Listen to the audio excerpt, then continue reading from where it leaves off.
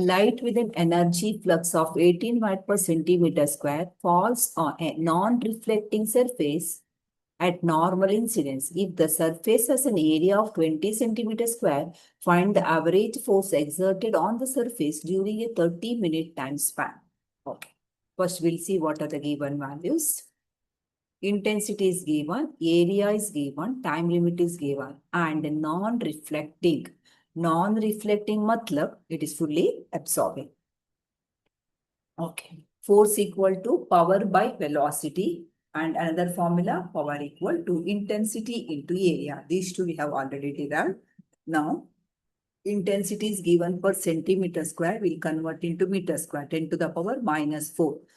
So, if you bring it to numerator, 10 to the power plus 4. Area is also converted to meter square, 20, 10 to the power minus 4 meter square. Next. Power equal to intensity into area. So, if you simplify, you are getting the power. Next is force.